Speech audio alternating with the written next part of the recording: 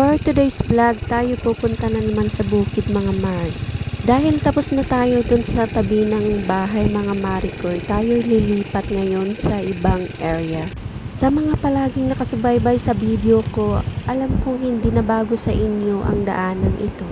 Dahil palagi naming dinadaanan to mga Maricoy. Ngayong araw na to mga Maricoy, tayo magtatanggal naman ng damo. Kasama ko pala yung asawa ko dyan at ang aking bayaw, kapatid ng asawa ko. Kami ng bayaw ko dyan naglinis sa paligid kung saan nag-aararo yung asawa ko.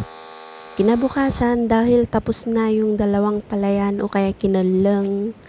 Ewan ko kung anong Tagalog ng kinaleng mga Maricoy, kayo na lang yung bahalang umintindi. Comment down below na lang mga Mars kung anong Tagalog ng kinaleng. Charot.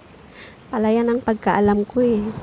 Pumunta kami ng asawa ko dyan para magbunot ng palay para may maitanim dun sa natapos na naararo mga Mars.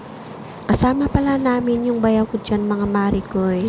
Hindi ko lang nabidyohan kasi nauna na siyang nagtanim. Kasi itinanim na niya yung mga naunang nabunot na punlang palay mga Mars. Yung mga Mars, sa oras na yan, pabugso-bugso na yung malakas na hangin at ulan mga Maricoy. Pero hindi lang namin iniintindi kasi kaya pa naman namin.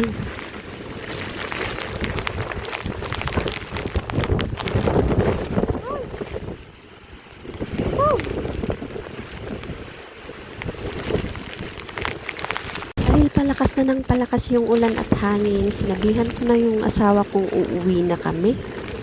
Pauwi na kami mga Mars, galing kami sa bukid. Tapos, ang laki na ng ilog eh.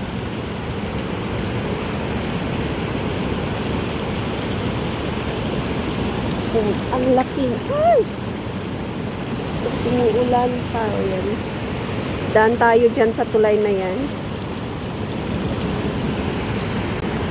And yun lamang for today's video. Don't forget to like and share. Thank you for watching.